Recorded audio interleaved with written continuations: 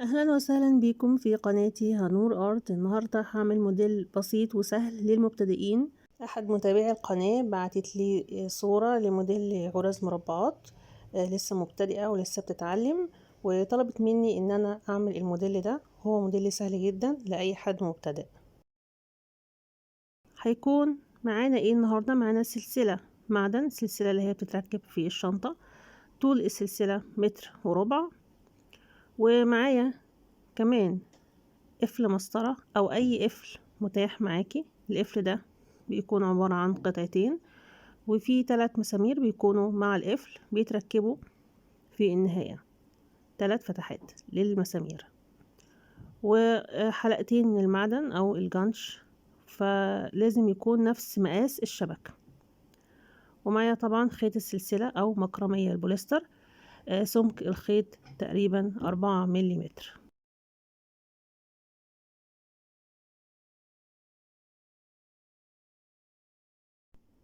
الشبك اللي هستعمله النهاردة هو شبك مربعات صغيرة 3 ملي.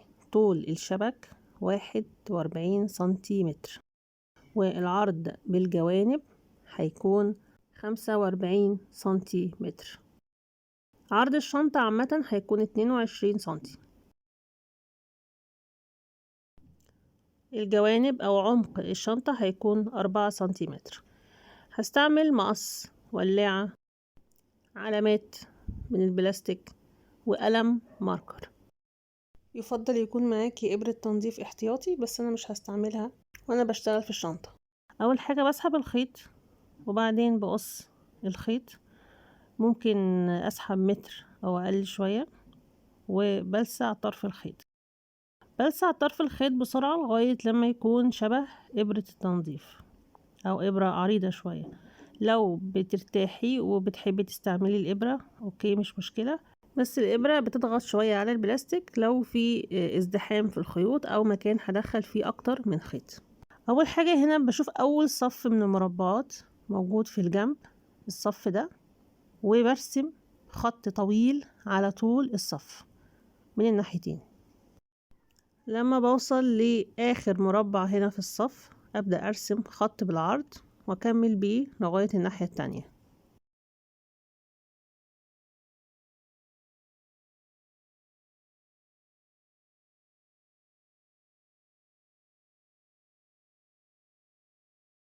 من الناحية التانية هرسم خط طويل زي الخط اللي رسمته في أول جنب، وهكمل بيه لنهاية الشنطة. هكمل بيه كمان لغاية الجوانب، يعني أنا هنا هعدي المنحنى وأكمل الخط لغاية نهاية الشنطة. خلي بالي إن أنا ماشية على نفس الخط. الخط الأسود اللي من كل ناحية ده بالنسبة لي بيحدد لي المساحة اللي أنا هشتغل فيها الغرز. هشتغل جواها الغرز، يبقى أنا هشتغل غرز جوه الخطوط السوداء بالطول وبالعرض. انا هنا رسمة ايه؟ مستطيل ناقص ضلع. طيب اول حاجة عندي هجيب العلامة واحطها في اول مربع موجود في زاوية المستطيل، وابدأ اعد من اول مربع عندي 1 2 3 4 5 6 7 8 9. الصف التاسع هحط علامة.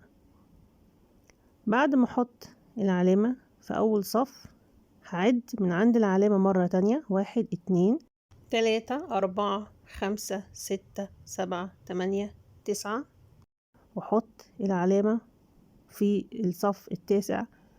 هكرر نفس الخطوات، بعد من عند العلامة مرة تانية 1 2 3 4 5 6 7 8 9، المربع رقم 9، واحط فيه علامة واكمل كده لغاية نهاية الصف.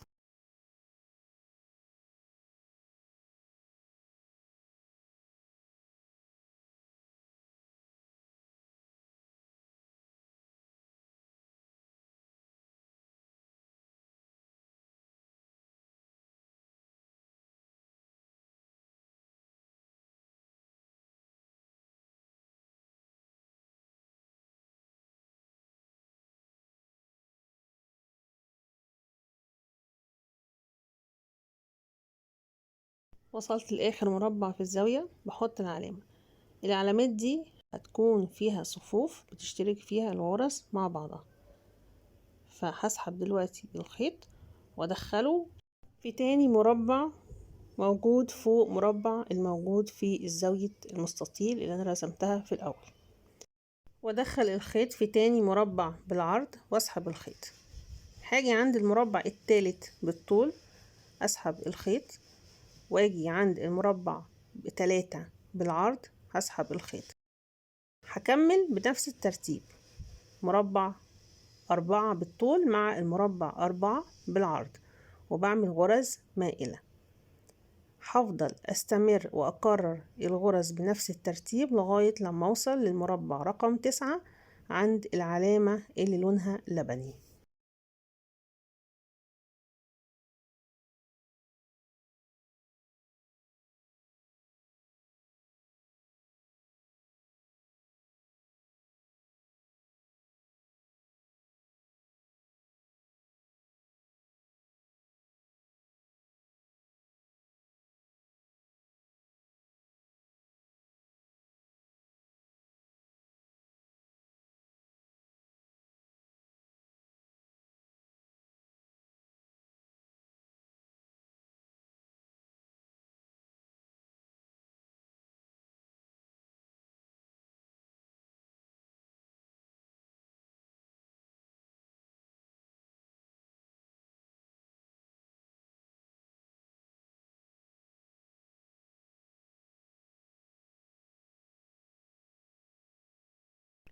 وصلت لعلامة لونها لبني، هبدأ ارتفع بالغرز.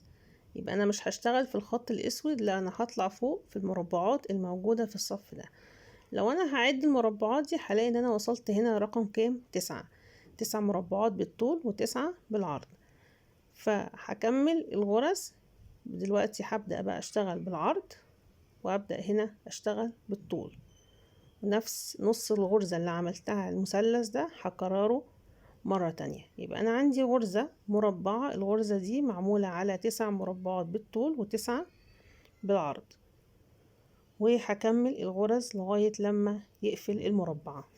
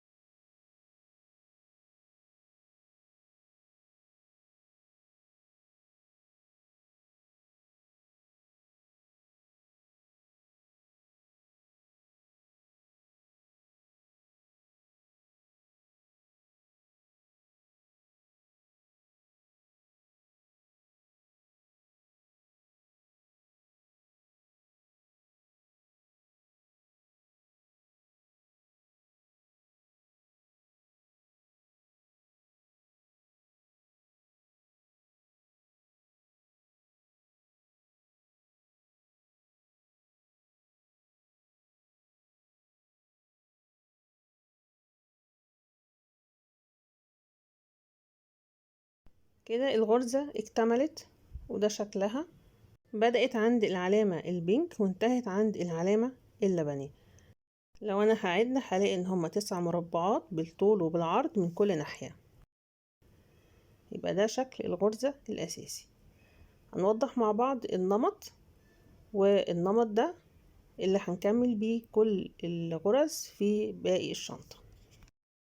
اتجاه الارقام واتجاه الغرز هيتغير بعد كده. اسيب مربع فاضي وادخل الخيط في تاني مربع بالعرض واسحبه في تاني مربع بالطول وبنزل لتحت. باجي بقى عند المربع رقم 3 بسحب الخيط بالعرض وبعد كده بالطول، وبدخل الخيط في المربعات اللي انتهت فيها الغرزة الأولى، واكمل بنفس الترتيب. بكرر نفس الغرزة ولكن في اتجاه مختلف، ولاحظ ان الصف اللي فيه العلامة اللبني الصف ده بتشترك فيه الغرز مع بعضها.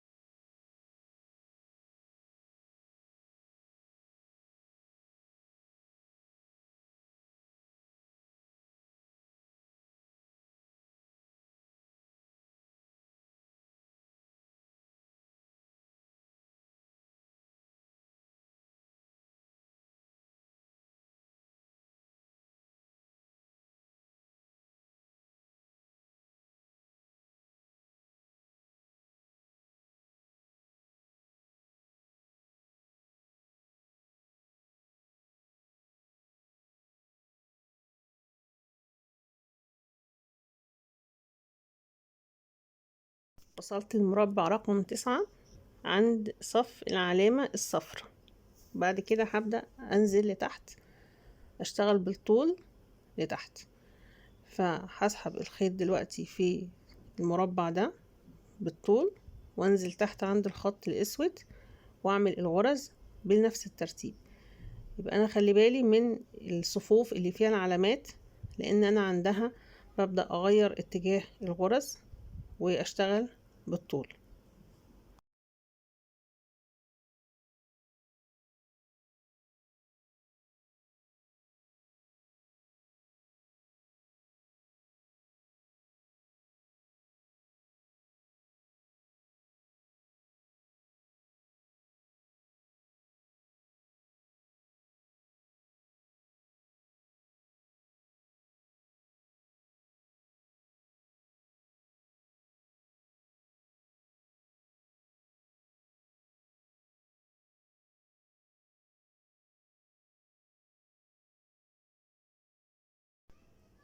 هكمل الغرز لغاية لما اوصل لاخر مربع موجود في الصف هنا، وفي مربع هيكون فاضي مش هشتغل فيه. هي الغرزة كده لازم يكون في مربع فاضي من ناحيتين، من الناحية دي ومن فوق كمان.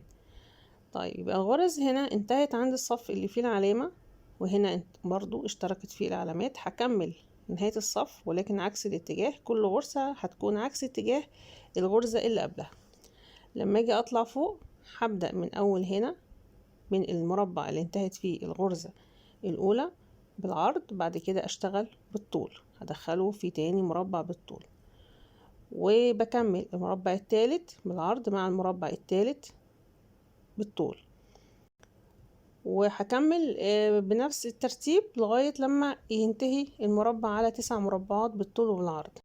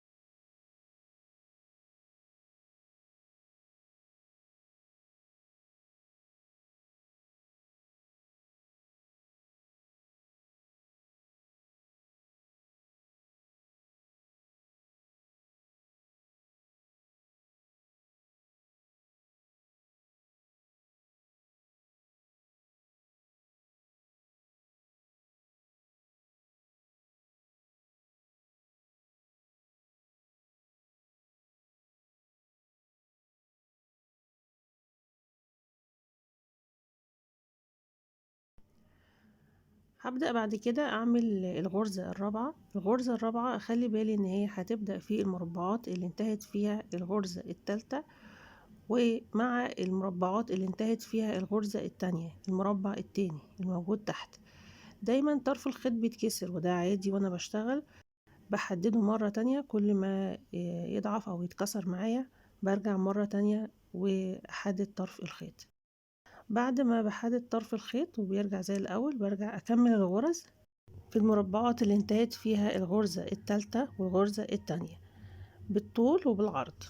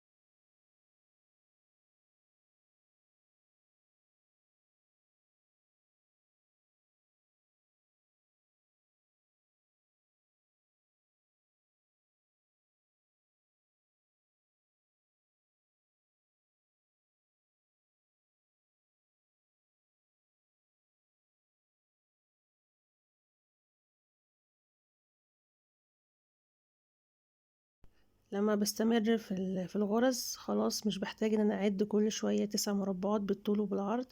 بكمل الغرز حسب المربع اللي قبلها والمربع اللي بعدها، بعرف بالظبط المساحة اللي انا هشتغل فيها، يعني بتكون واضحة مع تكرار الغرز.